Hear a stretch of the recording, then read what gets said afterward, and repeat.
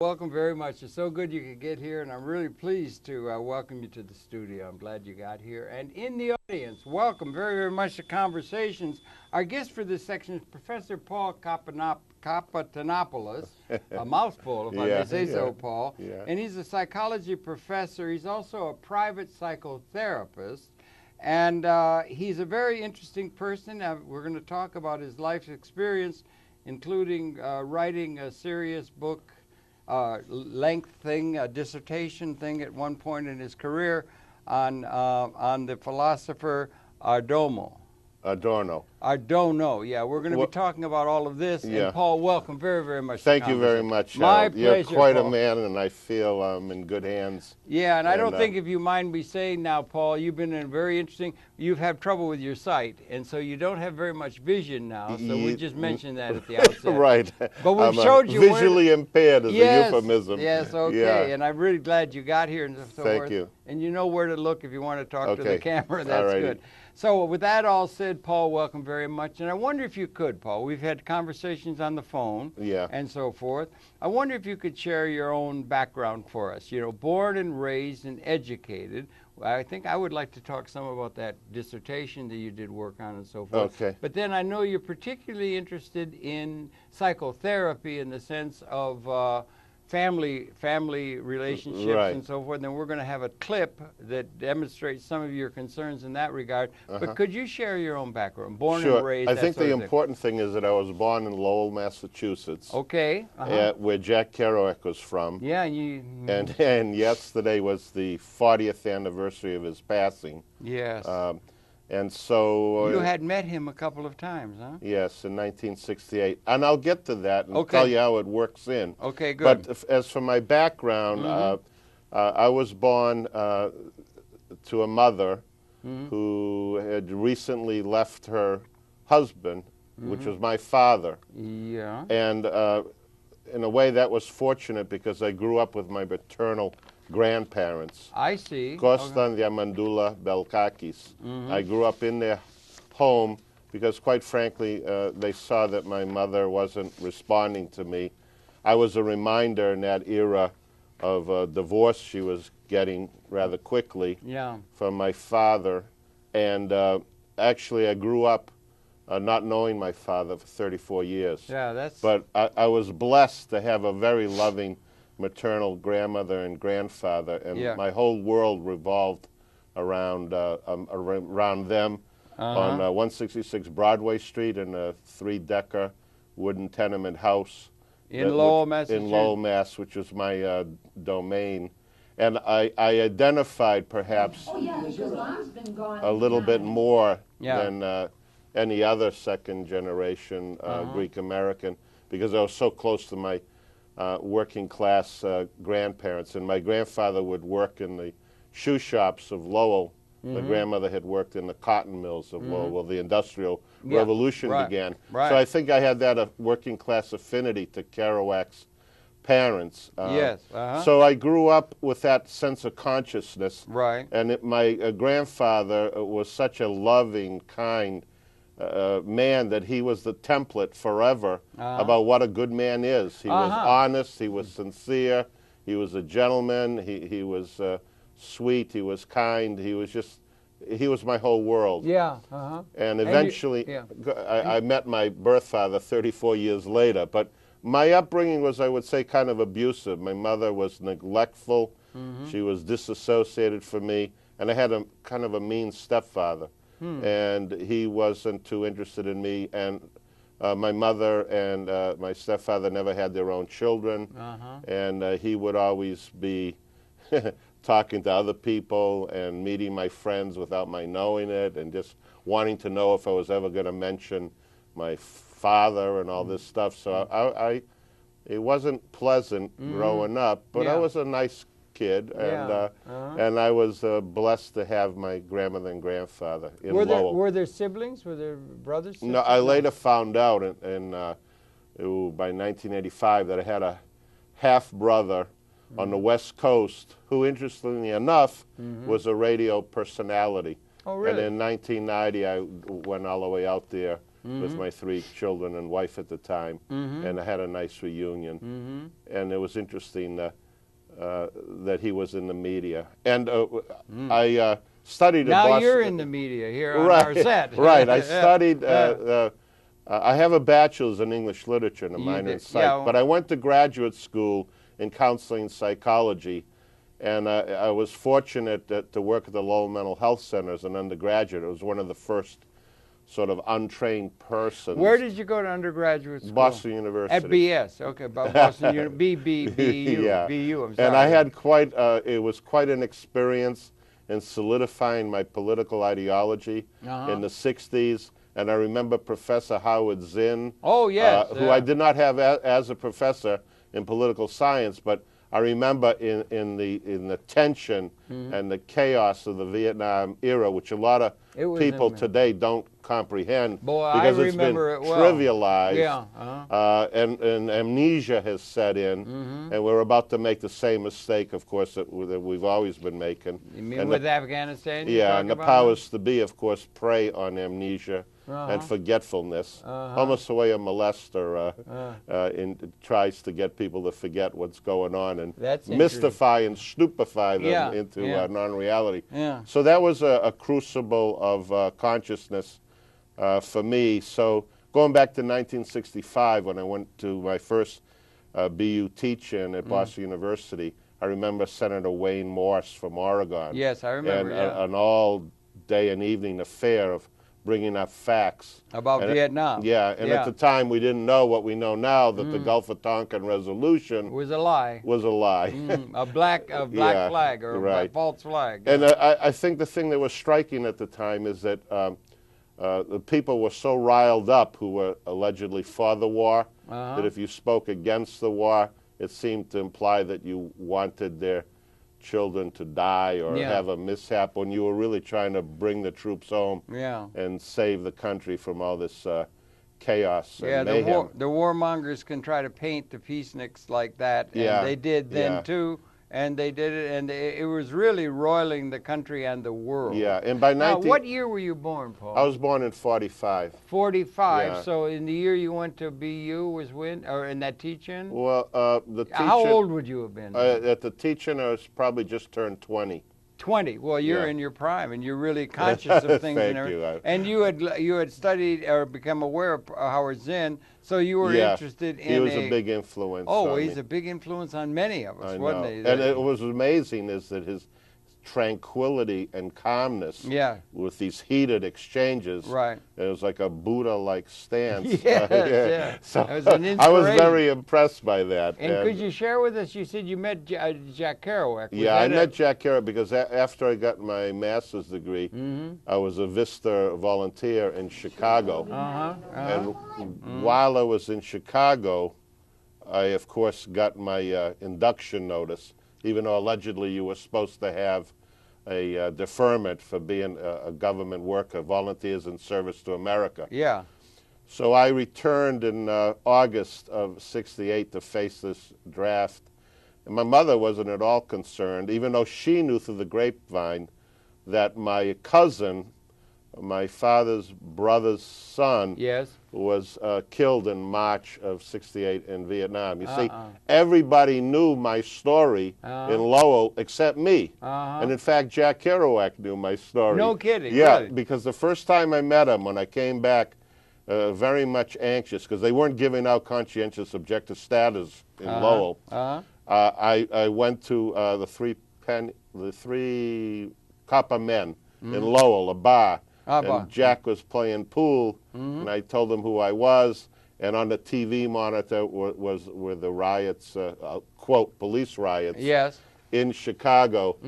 And at the demonstration? The Democratic Convention? That's the Democratic Convention. That was a huge event. It was a huge event. 68, and Kerouac said to me, what do those kids want? But a lot of people would interpret that today with misinformation, that he was some kind of a right-wing guy, but he wasn't. No, he wasn't. And as a matter of fact, in The Town and the City, in the novel, his first novel, the town being Lowell, the city being New York, he is described Well, he writes the scene where, when the Merchant Marine, he was put in the Naval Psychiatric Hospital for several weeks in Newport News, Virginia. Okay. And Edie Parker Kerouac, that I met, claims, her claim was that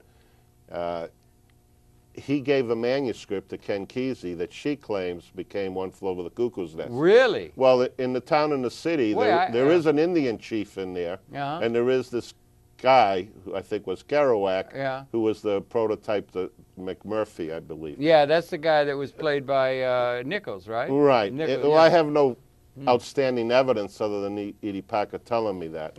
But the point is that Kerouac, knowing... I always associated One Flew Over with Ken Kesey. Well, he's the author. Yeah, right. But according to Edie Parker, yeah. She claims that he had like 20 manuscripts that have yet to be published, and that kind of was a storyline. That's what she was saying. I can't check it out anymore. Right. But anyway, it's a parallel analysis. Whoever did it, it was a masterpiece. Oh, it was a masterpiece. Yeah, and I was, again, very much influenced by that. Yeah.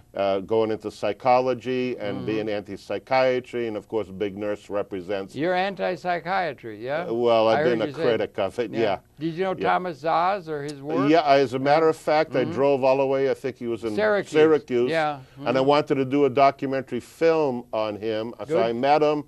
He had a daughter that was married to some Greek guy, but I couldn't put it together. It was around 1988.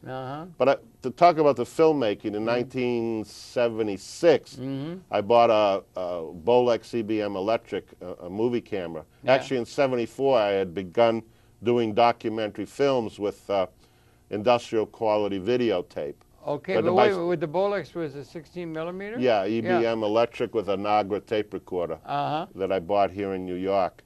In fact, they used to come down, I think there was a Holiday Inn on 59th Street where I used to stay, and which 59th is 59th and 8th or 7th? something like that. Yeah. It's sort I think of like it's still there. a full circle. Yeah.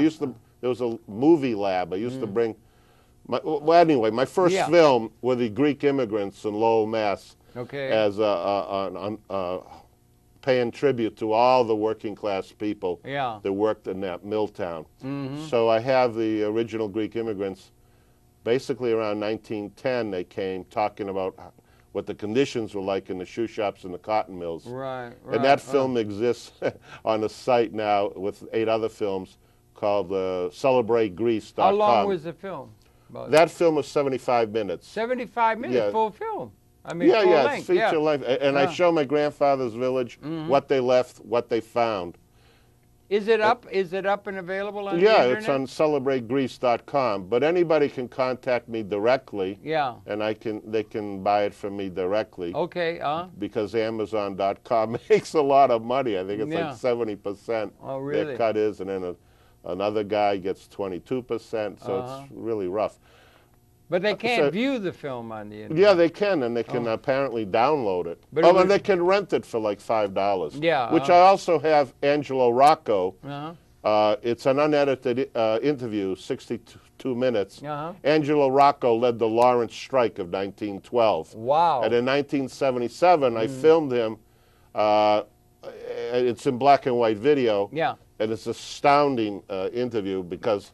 And Howard Zinn reviewed it and said it was one of the most remarkable interviews. That's not amazing. because of me, but because Angelo Rocco was so incredible. And my students in developmental psych can't believe that at the time he was 94 years old and he's so articulate. Yeah. But he was there leading that strike. And it's an interesting, and the History Channel, by the way, here in New York turned me down because because they say, well, I think the real reason is it talks about how the strike was broken. Busloads of students from Harvard University came up to join the state militia in putting down the strike. So this was going to be the future managerial class. So I was always suspicious of these best institutions. Right. And the first college teaching job I got, well, I was at the UMass Lowell when I was only 24, teaching one course. Then I came full-time at Northern Essex Community College in Haverhill. So these were the grandchildren of the original strike breakers and workers in the mills of Lowell, Lawrence, Haverhill. Went back to what period? 1910 or something? Well, that Lawrence strike was, I believe it was April 12th, 1912. 1912. Back. No, I'm sorry. It was January of 1912. Well, okay, 1912. That's Yeah, the thing. right. My daughter's in theater. She did a play about the Lowell workers like that. They put together. Really? Yeah, but that's another thing. Oh, Now, I want know to that. back up a little bit. The education. You went and took a bachelor's degree at, at Boston University. Yeah. In what? English literature. In English literature. With a That's minor where in you were. psych, yeah. With a minor in psych, Yeah. okay. And I can tell you when I gave up on that.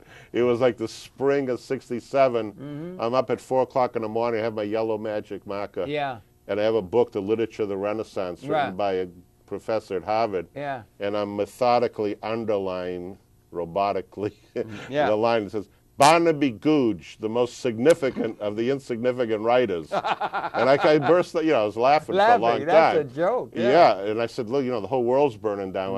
This is too remote. Chaucer and all that. I like the modern American novel. You like Chaucer? No, I wasn't crazy about it. No, I wasn't. You weren't. I didn't. Beowulf? Yeah. No, it seemed far removed from what was going on and with the turmoil. And a lot of students these days just don't comprehend what '68 was like. Yeah, I know. The I couldn't agree assassination with you of more. Bobby Kennedy. Right, it was horrible. Martin Luther King in April. I wasn't very far from the Ambassador Hotel when he was shot. I was in Long Beach. Then. I know. Yeah, I mean, people. Horrible. And King had been shot. It was horrible. No. April 4th, I think, was Martin Luther King. Yeah. I think June 7th was Robert Kennedy. Of course, this was on top of the Kennedy assassination. And interestingly enough, my grandmother had a third-grade education. At the time, I was there with her, and she said, "Don fagane," which in Greek means they ate him. Meaning they. Yeah. Because so much intrigue has happened in Greece that she intuitively comprehended that it was a they. You hadn't had that coup that they had in Greece with the junta for that a while. was That was later. 21st, '67. It was a CIA-backed coup d'etat, military dictatorship. In Greece, Did you speak Greek? Yeah, I do. Yes, you still speak Greek? Yeah, I speak Greek, but not an elevated, fancy, smancy, the erudite, aristocratic. I know. I'll say in Greek. I'll impress you. What? Ifradisto. Ifradisto. That means thank you. All right, that's the one word I think I know and everything, but it's Greek. The rest is Greek to me. Yeah. But you were studying English, but you were also politically aware. Yeah, well, I was a minor in psych, and I went to graduate. And I heard you say you were anti-psych. Oh yeah, I eventually and you visited with as a matter of fact, Thomas Oz. Yes, I the visited myth of mental illness. Yeah, well, that was in 20 years later. Okay, yeah. But I was beginning to sense that things weren't right in psychiatry. I worked at the Lowell Mental Health Center with children, and they were all doped up with Ritalin or Librium. Yeah, isn't this something? Yeah, and that was 40 years plus Yeah, ago. Right. And they had Ritalin then. Yeah, they had Ritalin and Librium, and they had a thing called the Librium rage reaction. Librium, yeah. And then in Boston State Hospital, I was working in '68. One flew over the cuckoo nest, yeah. I was working with a group of adolescent, husky boys. Yeah. And they were taking this medication, and I was in the playroom with them, and it got kind of scary. Yeah, because they're large. These husky boys, yes. like 7 or at one point it got very tense, and I wondered for my safety. But I'm jumping ahead. Yeah. I'm coming back from Chicago to face my draft induction physical. That's where I meet Kerouac. So that night we're shooting pool, whatever. It's going to be 4 o'clock in the morning. He's living on Saunders Avenue with his wife, Stella Sampis, and his mother, Mamere, that I had heard so much about. Because he made a promise to his father when they moved down to Ozone Park here. And his father who was a linotype printer, his father was dying of a very terrible stomach cancer. And he made a promise to his father that he would always take care of Mamere, his mother. So he was doing that, and then he wanted me, and I didn't know why at the time, he wanted me to meet his mother. So he said, come on, you're going to go home with me now, and I want you to meet Mamere. I said, Jack, it's like 4 o'clock in the morning, she's going to get upset. So he brings me home, and he says to Stella, who was really upset that I was there, Now Stella was what? Stella was actually his third wife. Okay, Stella. okay, yeah. And so she brings Mamere, and this is a very interesting touchstone to Kerouac's psyche. He said, Mamere, I want you to meet Paul. He's a real honey lamb.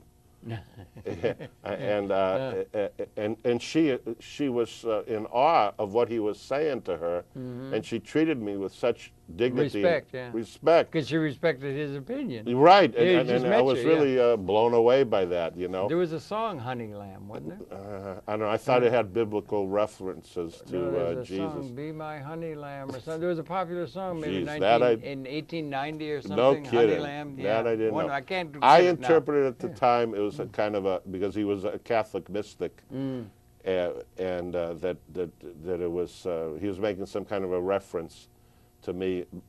I think it was in reference to the Vietnam War. Yeah. I think he was trying to make that point. That was sure on everybody's mind. The point is, though, that I didn't know at the time, is that I think he knew about my father, who in '46 became a professional wrestler. And see, everybody knew my father, and I think Jack Kerouac knew of him, because he was wrestling, the big guys at the time, Killer Kowalski. Killer Kowalski? Yeah. Gorgeous George? He wrestled. He knew of Bruno Sammartino, all those people. Yeah. He was on the circuit for 22 years, but he never had a manager. He never got to be a top star, but he wrestled all the stars. Right. And the high point, he wrestled Madison Square Garden.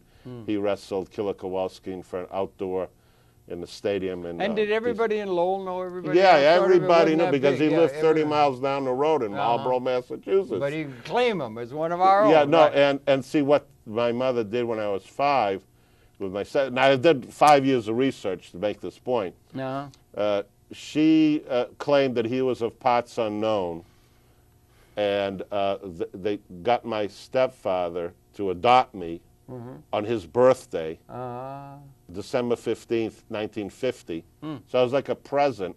And when you get adopted, you end up having your record sealed. Your original birth certificate is destroyed. So I was born Paul Kapetanopoulos. And then I had this other name attached to me that didn't fit at all. Everybody knew my story in Lowell. So it created this whole mystification thing. They'd say, "Oh, Paul, how are you? How's your mother? You look just like her." And I say, "What's going on here?" And among the multitude was Kerouac. Yeah, and he was there, and I was reading him, and I was influenced, and then the Vietnam War was going on. And then you went to university at the master's level or something in psychology? Yeah, I got a master's in counseling psychology. All the while keeping your political... Well, and I had 3 draft inductions. How did you... What happened? Well, I resisted, and I remember seeing a psychiatrist. And he said to me, "What are you so upset about? Vietnam is just a drop in the bucket." And what did he mean by that? Well, I got kind of upset. I said, "What do you mean, just a drop in a bucket? How can you, a professional, trained man, know what you know, say things like that?" I reacted viscerally. It was for real. And I guess he wrote me up as being unfit for military duty. But they called me back 2 more times. And I remember thinking, "Oh, gee, I'm not going to be able to run for Congress or something." But anyway, in developmental psych, which I've taught, it's called critical stages of development. And maybe for everybody, the 23 is a critical stage of development, no matter what era it is. 23? Well, at least for me, young adulthood. Yeah, interestingly it's enough, a tremendously traumatic time. Interestingly along with enough, adolescence. Research indicates that people who get diagnosed as paranoid schizophrenics, that diagnosis occurs usually in early adulthood. Does it? When people are trying to assert their autonomy and they go against authority or even parental authority, then even upper-class families members write out a check to a shrink and say, this person is paranoid. Or even if they're getting molested, like a lot of women were in the 50s. Right. So that whole turmoil. Well, if you're against authoritarian, I think all of our institutions are authoritarian. Virtually all of our they got like that, and you got that, and you had You ever read Eric Fromm? Or, of course. Yeah, Eric Fromm. You were in that vein. Psychoanalysis and religion. Okay, yeah. And you got interested in that as a discipline. Yeah, but the person who influenced me the most was Ronald D. Lang. Ronald Lang, yeah, of course. Sure, right. And You're in in fact, good company. Do you know Seth Farber? No. Seth Farber, you got to know. All right. He's my friend. He's written books that Thomas Oz wrote things to. The He's written, Myth of Mental Illness. Well, that's Thomas Oz. Right. I did a program with Oz way the heck up in Circuit a long time ago. No but kidding. everything. But I'm going to put you in touch. Well, thank you. That's off the record here. We shouldn't maybe say it on tape. Seth Farber's brilliant. All right. A psychiatrist. I don't know. I want you to know I don't know everything and everybody. You don't know everything? I'm no. shocked. I'm shocked, Kapetanopoulos. Yeah, well, you got a great name, man. That's poetic, you know. And everything. Son of a captain. Yeah, son of a captain. Yeah. You got all that done, and that's really good company you're keeping, and all of those kind of things like that. Listen, Harold. Yes, sir. I just want. There's a 10-minute clip that we want to play. We want to make sure we got 26. We got 26 minutes into a 58-minute program. Okay, we got all right. time. I've got to talk a few minutes because it's a 10-minute clip, and I think the audience is going to really like it. Okay, it's the heart of my life. You want to deal with that now, right? No, maybe a couple of minutes. Okay, maybe. Could you talk to me a little bit about a dissertation work you did on a fellow named Adorno? Right. Here's how it works in. When I and had who he is. Introduce him. Well, I'll be honest with you. I lost my house got vandalized at one point in '89, and I lost my library and everything. But I was also in a doctoral program at Boston University in counseling psychology. But I was also a full-time professor at Northern Essex Community College in Haverhill. There were a lot of wonderful students. There were mothers on welfare. There were Vietnam vets. There were all these a little bit older and incredibly creative people. Yeah. And maybe they had a bad self-concept. Maybe their grammar wasn't good. But they were really sharp, wonderful students. And the classrooms were very exciting. And I've taught at 3 universities and 2 colleges. So, but in my first class, I began actually in January of '70. I was actually 24 years old. Okay. So Kent State happened. Oh boy, I remember. And I'm in there in this class, you know, and I was a young guy. Yeah. With these guys that had T-shirts. Yeah. With the rolled up Lucky Strikes over here. I know, and then some of them had the slide rulers. They were working for Raytheon and the military-industrial complex. And some of them were, it's about time we taught those students a lesson and all this stuff. So I was really high. I couldn't comprehend the vast extremes between some of the sensitive engineering-type students and some of these really right-wing, rabid type, probably ex-Korean War guys. Yeah, it's hard So to I understand. began developing an attitudinal instrument to measure their attitudes in class. And then by 1972, I would give a pre-survey on 49 attitudinal items, and then at the end, the second to last class, and then I'd measure their attitudes, because I wanted to know as a professor, how did this come about? What difference does it make that I'm coming here for 45 class hours trying to create this dialogue? And I felt a successful class was one that had dialogue. So I developed a liberalism, conservatism scale, an attitude and attitude change amongst college students. And you drafted that yourself? Yeah, it's a 142-page study. Oh, you got it in your lap, right? I have a photo.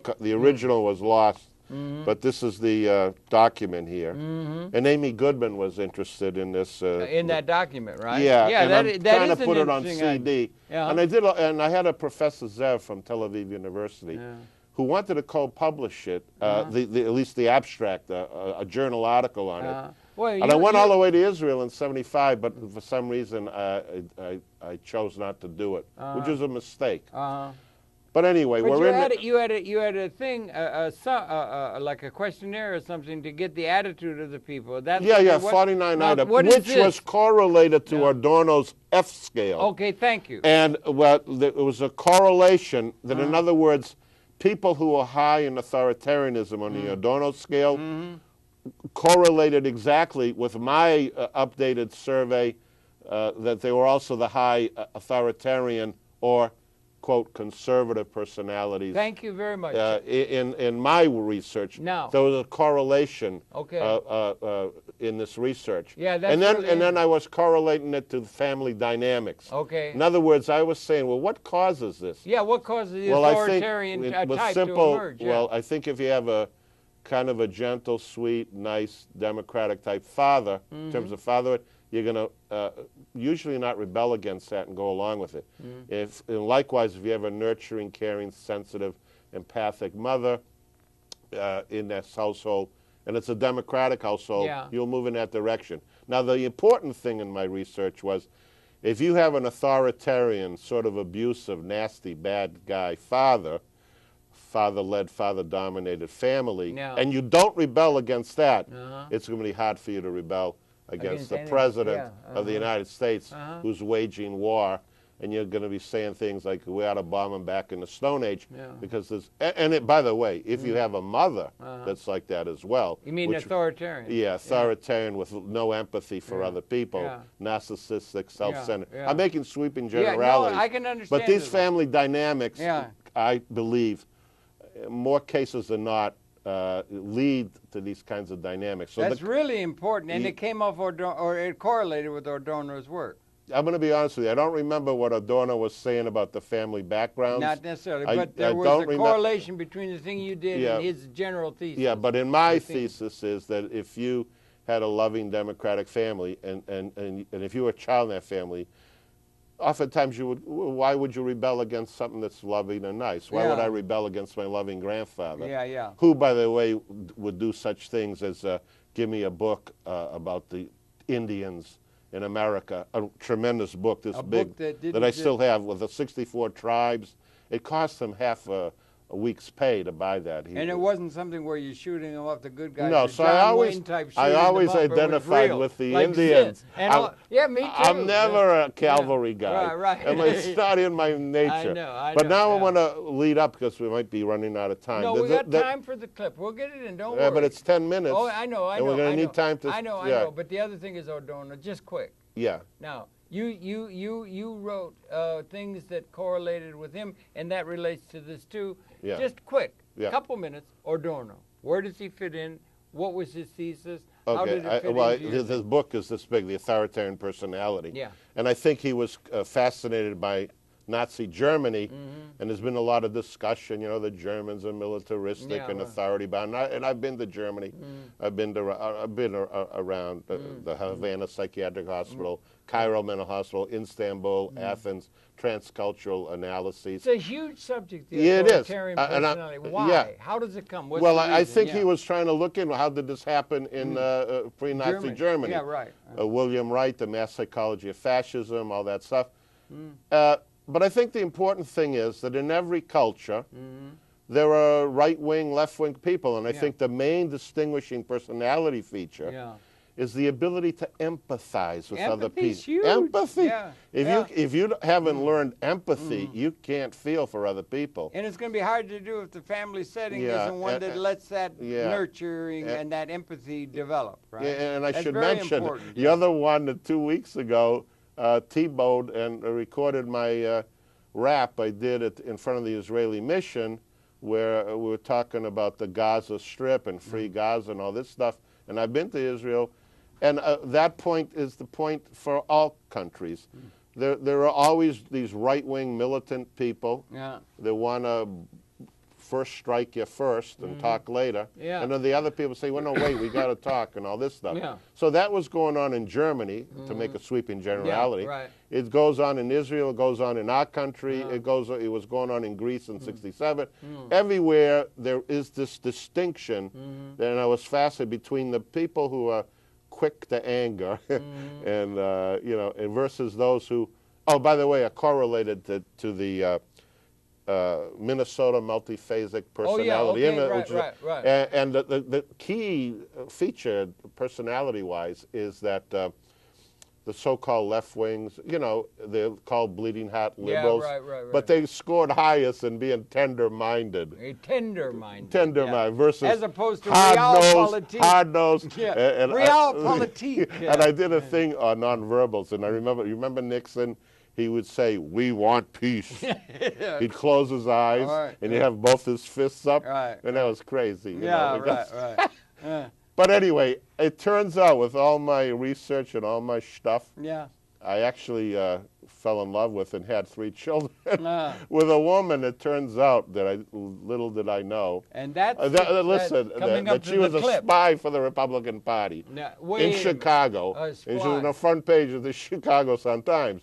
But I didn't find that out until 10 years later. Now, how that's coming up to the clip because it's dealing. Well, with no, the what clip comes up in the clip. Let's set the clip up. Okay, all right, you set it up, okay. Here's the deal. I was in let's see, in almost the 10th year of my marriage with 3 children, and I had the belief, oh boy, the more you love somebody, the more they're going to love you back. But she had the ultimate fascist, molesting father, who used to beat her, sexually molest her, a brother and another sister. However, his gimmick was that he would molest her and then make her feel like she's the most brilliant child on the planet. So in the first Father's Day, in 1982, this is called the double bind theory. Yes, double bind. Yeah. That's Bateson. Yeah, Gregory Bateson. Yeah, and so the first Father's Day, June of '82, I'm in Chicago. My wife is, my father-in-law's sitting over here, I'm sitting over here. My wife is standing, she's pregnant, and her sister's making sardines or something. She wasn't all that nurturing. But my wife was a good cook and a good singer and everything. And he starts yelling at me. He says, you know what? You're pissing on a gold mine. My daughter could have been United States. Who is this? My father-in-law's yelling at me. He's saying, your father-in-law, okay, yeah. My daughter could have been United States Senator of Illinois, and by marrying you, she's not going to be able to be that. And you schmuck, you drug her you're down. pissing on a gold mine. She's a gold mine. And he's carrying on crazy, like I thought. And yet, my wife at the time, she was smiling. I said, I'd later say, Jenna, you were right there. Your father was carrying on. And you were smiling, you didn't say anything. Well, why would she? Because that was the shtick that was going on all the years, that he would be that way. And in the beginning, the very first year, she'd complain about him. I would agree with her, and then she'd attack me. So this scenario went on for 16 years of marriage. We made this documentary film called To Protect Others, where I wanted to believe she was being courageous to speak out against her father. That's her with her father. This is it. We'll show it. This is a DVD or something? Yeah, it's a 58-minute film, To Protect Others. To Protect Others. Yeah, in which she talks about, and I wanted to believe that it was sincere. Is this available to people? Yeah, it's available. Anybody wants to get in touch with me. With you, yeah. And I'm working on part 2. Now we got to get to the clip. Oh yeah, we got to get to the clip. But what's the other thing we'll show? Is these are 8 films I did on modern Greek history. The most important of which is the Greek Holocaust in Asia Minor, Turkey, where 1.5 million Greeks, 1.5 million Armenians, and 800,000 Assyrian Christians were butchered, basically, and the British, French, and the Americans stood by and let it happen. I want to be able to be in touch with you to get in touch with all of this. All right, okay. Done, but we got a problem with the time. The reason why you have a clip. The Allies were neutral because they were trying to get to the oil fields in Mosul because the battleships were switching from coal to oil. Right. Whoever had the oil controlled the high seas. Right. So that's why that butchery took. And by the way, there were a lot of great Turks who tried to help the Christians, and I believe just as now in Iraq, there was a manipulation and divide and conquer mentality by the great colonial powers. And so if we knew this story then, we wouldn't be in Iraq now. If we could learn from Iraq or Afghanistan. Right. So now, okay, maybe we should go to the clip. Let's, because all right, it's a pristine 10 minutes, unedited, and I feel it's the touchstone of my whole life on the planet Earth. And you've had a very interesting life. Yeah, and not many people will agree or see it my way, but it leads to discussion. Yeah. And I am sharing my pain or whatever, and I think Kerouac taught me this, to try to explain your fragile feelings, to get people to start talking about important things. Okay, and what you're talking about is a conflict within the family with your daughter, and it was you're against the war. Yeah. She was in favor of it. My child, and I never lectured to her. This was my daughter at the age of 8, all on her own, and I think you see what my. Well, let's see. All right, let's just see it. Let's see if we can set it up and run that. All right. Okay, Katerina, you can cry. That's why we're here, Katerina. That's why we're here. Some bad things are happening. Other children. Come on.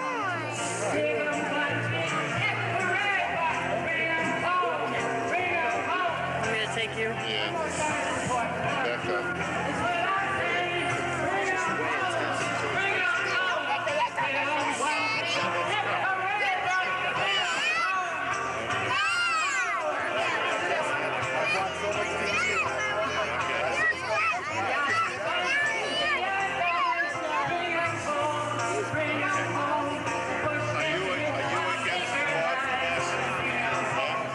Give us that peace sign, Thanas. Attaboy. Attaboy. It don't take a genius to figure out how. Just bring 'em home. Bring 'em home. Pretty dramatic footage. Yeah, it is. If you need to, that's why we're here, honey.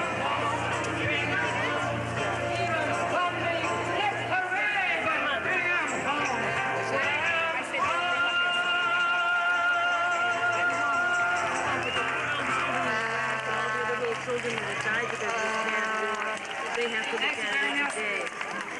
Come on.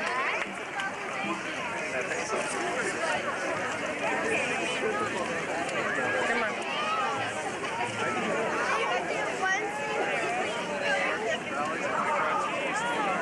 And that's what the war looks like for those people, Katerina. This is our sign. That's why we're here. And anybody that needs sign assistance should come up to the back of the stage, and we'll help you get situated so we can sign for you. There are recycling containers near the food vendor to the right of the stage, and there are also recycling containers around the toilets. Maybe when you have something to show and tell about, or maybe when you have this question Mrs. Turpin has asked you about what you're going to do if you can And I school also the got world. an announcement that there's Whatever. an initial estimate you have a better of answer than you 10,000 had people before now, at don't our you? demonstration today.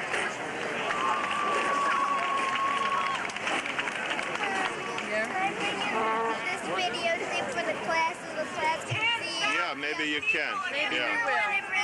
Yeah, I think we're making our own tape for everybody to see.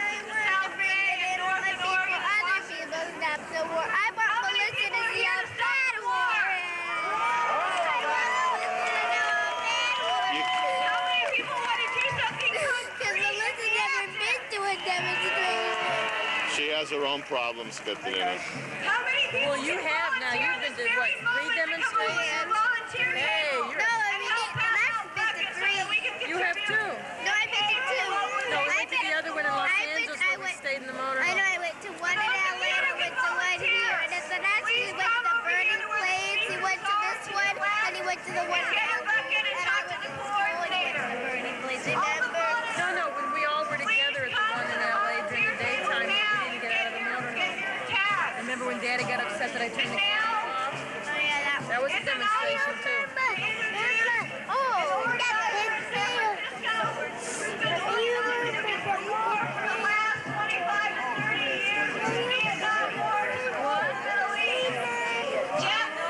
That's because war is bad. That's why your daddy and I are here. All these people are here.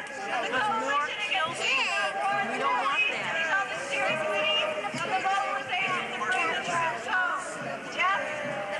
The horsies are out, Paul. Ooh, the horse. Oh, they got the horsies. Wearing a pin that said a child in Baghdad died from my car. And that happened because I bet they had to burn to get the oil to get money to buy the And that's what the pin's trying to show you. That's why we're out here. But we can put a stop to it. Look at all these people are out here today. See all the people that are here today? And when enough people go out, then it's going to stop. Yeah. When you were 8 years old and the Korean War was on, was it this bad? I didn't know about it. It was this bad, but there weren't people out in the street. I didn't have a demonstration to go to. I had to wait till I was in my early 20s to go to all the demonstrations in Vietnam. But we put a stop to that war, and we're going to put a stop to this war. Look at all the children that are here, huh? Yeah. You know the policemen here? Yeah. Since they're mostly good people in San Francisco, are those policemen gonna be good? Yeah, they're going to be good. They're going to be good. The clip I wanted to present and would be available in the future is a clip of 10 minutes unedited where I was living on the West Coast. By the way, my house was vandalized and destroyed by my father-in-law and brother-in-law to prevent me from finishing the film to protect others. Yeah. So, and the insurance company didn't pay because they said, "Oh, why would anybody want to vandalize your house?" So I was in a 26-foot motorhome. We were in California. The war broke out in January of 1991. And on January 18th, I was at San Francisco Golden Gate Park with my 3 children. So my daughter, oldest daughter at the time, called Katerina, saw guerrilla theater women dressed in burqas holding dolls to indicate that they were lifeless from the bombing. And the imagery just caused her to burst out crying, which she was doing in that clip. Yeah, and, we didn't get a chance and I was trying to console her, but I hadn't seen that clip till 2001. And when I saw it, I was shocked because I couldn't believe that I had used denial to forget what was going on there. As I'm trying to console my daughter, who was, looking to me to explain things about the war, I think my former wife jumps in there every 15 seconds to undermine the bonding that was going on with my daughter and myself. And you can see this readily. That's why it's such an important clip. And my youngest son was about 3 at the time. My middle daughter, Evie, was about 6.5. And at the end, the thing that is shocking is, as I calm down my daughter, my former wife goes at the end, in about the 8-minute point, she goes, "And they draft girls, too." Oh, boy. "And they draft girls, too." And I couldn't believe it. I mean... So what you're talking about is in a family situation where you have one attitude toward the war, which is empathetic and all that, and like most of us against it. She was more or less authoritarian in her personality. There was a conflict that and you know what I found out? And that's what you're talking about. Harold, guess what I found out? I didn't know. She was, when I met her, she told me she was a Democrat, and she told me she was a psychologist. Well, it turns out she actually had a PhD in sociology, but she studied with the military sociologist Charlie Moskos at Northwestern University, who developed the Don't Ask, Don't Tell policy for Colin Powell.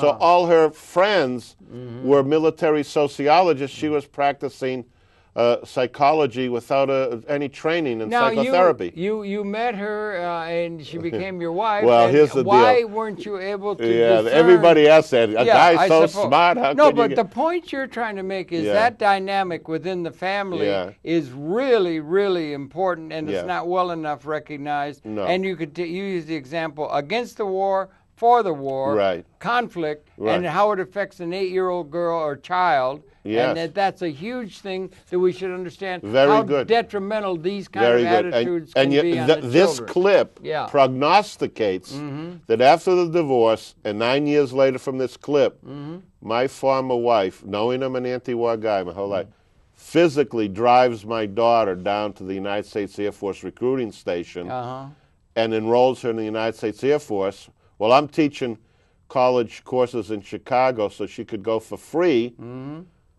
So she never had that choice as a child, the best interest for the child. And I believe her spirit was crushed in boot camp. And my daughter now is in Iraq as we speak. She's an enlisted person?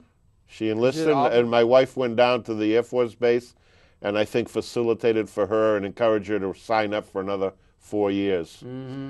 Now, you're saying that this is, and when there was a divorce. Yeah, there was a And divorce she got in '98, custody? December. The girl, we didn't get a chance to see it well. You were at a rally in '91, was it, or something? January, And right. it was a rally against the war. You could hear the peace music and that kind of exactly. thing. And the girl was eight years old. At the time. And she was absurd. You were bonding with her against the war, as everybody was. Yeah. Your wife was interfering with that, as you see it. I believe it, yeah. And then she was of an authoritarian personality Exactly. coming out of her background. In other words, and when you have that conflict within the society, Yeah. within the family, Yeah. it's very devastating to the child. And then there was a divorce, and she got custody. So Yeah. you were completely against the war. She was maybe Martian in her way, or Martinet or something in her way of thinking. Masquerade. They're very good. Marionette. And they exactly. may be able to influence her. And then the young lady went into the military. You know, she was driven there by And her there's mother. a huge amount of psychologically interesting stuff to be seen in that Right. Well, situation. Well, I think that the making of the film, therefore, becomes a hoax, because now, by getting the children not to communicate with me, which is parental alienation syndrome, which isn't even recognized by the American Psychiatric Association as a hate crime, which I think can exist for millions of people. The what again? Say it again. Parental alienation syndrome. It's a debated subject in psychiatry, whether after a divorce, and usually the mother, because 92% of the cases has custody, can turn the children, let us say, against the father. Certainly there are bad fathers, but this syndrome of, it's like the Stockholm syndrome, where the children don't have much of a chance to disagree, because if they do, well, they've already seen that the mother's cut off Dad and won't ever talk to him again, won't even mention. And by the way, I was her third husband. Then she married a fourth husband, and so she's been married 4 times with, you know, and I think what she wanted from me was a Mr. Nice Guy to have the 3 children with, teach her how to make a film, and she knew, she had an expression, "He who giveth can taketh away," which is like a histrionic personality. Well, it'd be a thing if somebody's really honest and empathetic and all those things you're talking about, and then somebody else is a manipulator, which is the opposite of it. They could think that anybody who's being nice is just a sucker. Good Never point, give Errol. a sucker an easy Good break, point, just because I can't even get credit. I can't yeah. even get credit for being a loving, sweet guy. No, no. And in the You're clip, just a sucker. Exactly. You're so, not So realistic. there's contempt for me. Yeah. Because she would say to me, "The only reason you love me is because I'm the mother of your children," which was goofy, you know. And in the To Protect Others, there's a love song to me, "And you came to heal my heart of scars. No longer all alone am I." You know, this love song. But it wasn't. It was more like show. And she knew that she could take it away. She's in Chicago, seeing her father, and preventing the children from seeing me, which takes away the credibility of the film. Because she controlled, just the way my mother in Lowell controlled what everybody thought about my father from her perspective. In 10 minutes, she can sum it all up, and forever, for the next 40 years. That's what's going on in Chicago now, and I can't fight City Hall. And that thing that you're talking about is probably much more a dialectic through which we could see the human condition than we tend to understand. The difference between empathy and empathetic and so forth, and then those that are, what would we call it, realpolitik or real, some sort of authoritarianism within a family setting is really important. One would be controlling, manipulative, and domineering, and all of that. The other would be, peace-oriented and empathetic to a situation, maybe intellectually and so forth. It has ramifications intellectually and emotionally. In terms of inter-exchange between human beings. It's a big, big subject, and it's not nearly enough taken into account in terms of the dynamics of family therapy or psychology. But the molester politically does the same thing. They get you to forget. We're supposed to forget what happened in Vietnam, have amnesia. It affects the memory, like the abused child, quote, citizens, and rewriting of history. So the molester, the authoritarian personality, the bad political leader, uses the same principles as the molester in the family. And it's called real. And in politics, you have crackpot. actually crackpot realism, but realpolitik. Realpolitik. Don't bring up any of these other kind of things trying to understand the other. Don't talk about peace. Don't do anything. Be realistic. Well, in the classroom. And a lot of the world is set up that way. And the classroom set up that way. It can also be just called practical. Be practical. I know, but in the classroom they set you up. They go, oh, you're talking politics. We're not here to talk politics. But it's the citizens' relationship to their culture, their society, their government, and what's going on in the world. Yeah. You bring it up at the Greek Orthodox Church, we're very conservative. They say, oh, we don't discuss politics here. I said, look, we're talking about, they don't want to identify that Jesus tipped over the money lenders' tables, and I think those guys would be the Wall Street military-industrial complex folks. Yeah, and they don't want, and there are people who tend to, I mean, they're sycophant. To that, because there's always a few who lead, and the ones who lead, like if you take it feminine, masculine or something, when you talk about an authority figure, you have to be tough and real. And not at all being empathetic. That does not to be a political candidate for president. Or like a woman has to be really, you know what I mean? A woman tends to be more, perhaps seen that way. The female principal might be I agree, but in One Flew Over the Cuckoo's Nest, it's an ex-military big Nurse Ratched. Right, Nurse Ratched. So women, and by the way, my research indicated that if there was a divorce and the children were raised by a father-led, dominant, unempathic type father, those women had the highest likelihood of being authoritarian, non-empathic, non-nurturing type people. And they usually, at the time... Well, what about the women, if the women are authoritarian? Well, that's what I'm saying. A woman can be authoritarian. Well, it's identification with the aggressor. My former wife has almost the same personality structure as her father. He controlled everything. And the first movie she got me to see, and I said, why am I seeing this movie? It was called The Great Santini. You might remember it, where Robert Duvall plays this abusive Air Force guy, pilot, but at the end we end up feeling schmaltzy for him, that he wasn't really a bad guy because he crashed his jet in the ocean instead of in the city. Right. And so we end up feeling empathic towards him, and he was the molester. Right, and that was in the tradition of the deer hunter, which turned it around because they showed the Vietnamese no value for life and all this stuff. So but media is always manipulating this theme. They are. And I think this 10-minute clip... I'm sorry we weren't able to show it. Maybe we can do it. Maybe we can get a little piece in or something after, or do it again or something. Maybe if there's a follow-up or something. But the point is being made here. It's very important, and I really thank you very much for all that work. I really enjoyed talking to you. I'm glad we got together. I wanted to learn more about Adorno with his idea of the... It's a very important subject, and that clip and that thing within the family dynamic is extremely important. Thank you. I really appreciate you. But I think what Adorno was saying, because, you know, the Germans have been, you know, belittled, you know, growing up, you know, all this stuff, that there are good folks and bad folks in every society or culture, and I think it's the issue of how come some are so different than the others. And I try to look at that dynamic, and also looking at what kind of personality structure might be amenable to change.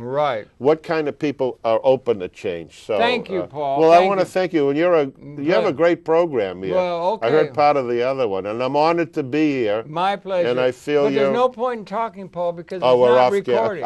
And if it's not on tape, well, I still want to tell you, you're a great guy. We're going to become friends, all right, Paul. we got to get out of here. I have to get this, like this set, okay? We're going to have to move, and we got to move fast. Okay. So, we have to get ready because we're having a...